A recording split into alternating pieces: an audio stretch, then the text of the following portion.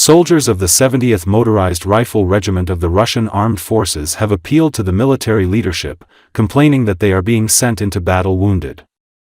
In an appeal posted on social media, the military said that 40 soldiers have received combat missions, most of whom are not combat ready, and asked for action to be taken in this regard.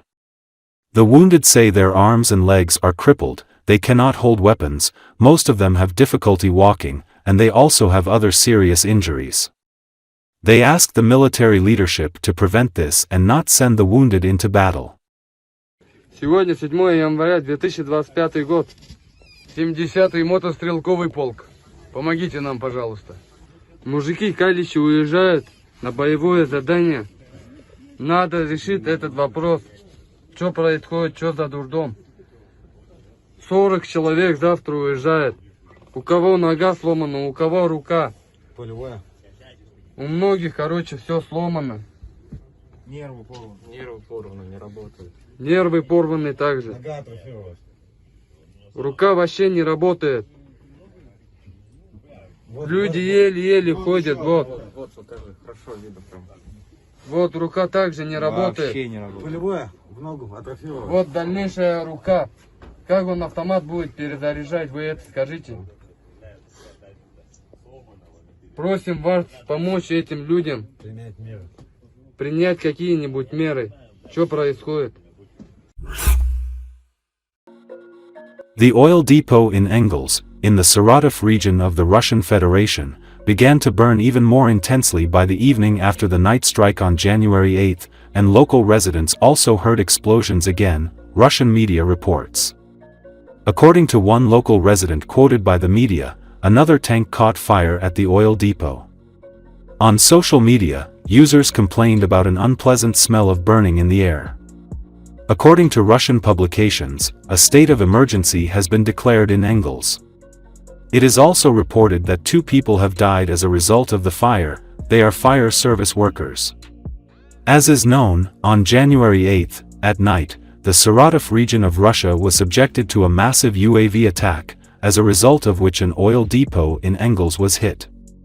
In the morning, Russian media reported that at least 40 explosions thundered in the city. As reported earlier, the attack on the Russian oil depot was confirmed by the General Staff of the Armed Forces of Ukraine. It is noted that the oil storage base, Kombinat Kristall, supplied fuel to the military airfield Engels II, where the enemy's strategic aviation is based. According to Defense Express analysts, the strike on the oil depot could have grounded the Russian Tu-160s, leaving them without fuel in Engels.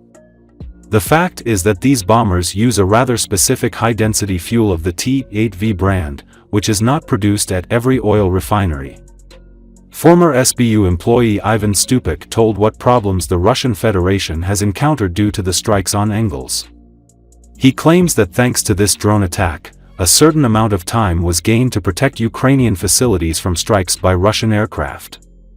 At the same time, Stupik added that this will allow for a temporary reduction in the number of strikes by such aircraft on the territory of Ukraine. There is no fuel, so all the planes are sitting in place, the pilots are smoking bamboo and watching OnlyFans and no one is flying anywhere, he joked. The expert recalled that in September-October 2024, Ukrainian drones hit large Russian warehouses, destroying cruise missiles and KABs there. The idea was the same there, but on the other hand, the plane is parked, it is fueled, but there is nothing to shoot with, no missiles. And again we return to the first option, that the pilots are smoking bamboo, relaxing and playing backgammon, says Stupik. According to him, in this way the Ukrainian defense forces are trying to save the Ukrainian energy system, our facilities, and the lives of civilians and military personnel from future strikes using strategic aviation. It's hard to say now how much time we've gained, it could be from a few weeks to a month or more, Stupik said. He noted that oil depots are a very fragile object, so when a drone lands on a fuel processing column or a container where it is stored, it breaks down. It is important now to understand where the hit was.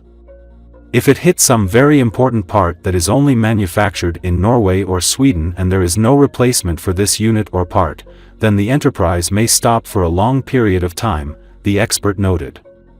He recalled that during January-December 2024, as a result of such drone strikes, Ukraine was able to stop approximately 13% of the Russian oil refining industry, that is, they were idle due to such strikes.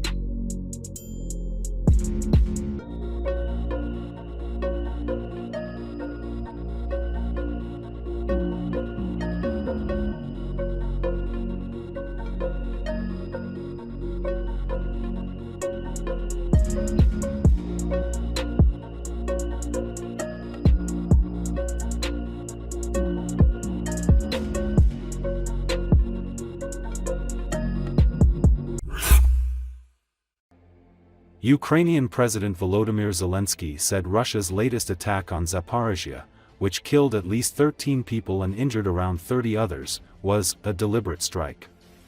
Footage posted Wednesday on Zelensky's Telegram channel showed civilians lying in a city street littered with debris. Minutes before the attack, Regional Governor Ivan Fedorov had warned of a threat of high-speed missiles and devastating glide bombs being fired at the Zaporizhzhia region. Russian troops started launching glide bombs at Zaporizhzhia in the middle of the afternoon, and at least 2 bombs struck residential buildings in the city, Fedorov said. During his nightly address on Wednesday, Zelensky also called for other countries to put pressure on Moscow to force Russia into peace. "We must continue doing everything necessary to protect lives and stop deaths," he said. Зараз в Запоріжжі триває рятувальна операція. Був удар російських бомб по місту, просто по цивільних людях. На жаль, 13 людей убиті. Мої співчуття рідним та близьким. Поранені 32 людини. Усім надається допомога. Це був удар просто по місту, по звичайним людям. Абсолютно свідомий удар російської армії. Це знов демонструє, що насправді потрібно Росії. Вони хочуть тільки війни і тільки жертв. Саме тому жодного дня не можна втрачати, треба тиснути на Москву, треба примушувати Росію до миру. Треба робити і надалі все необхідне, щоб захистити життя і зупинити смерті. І критично при цьому зберегти єдність всіх наших партнерів – Америки і Європи, усіх партнерів у світі, які допомагають.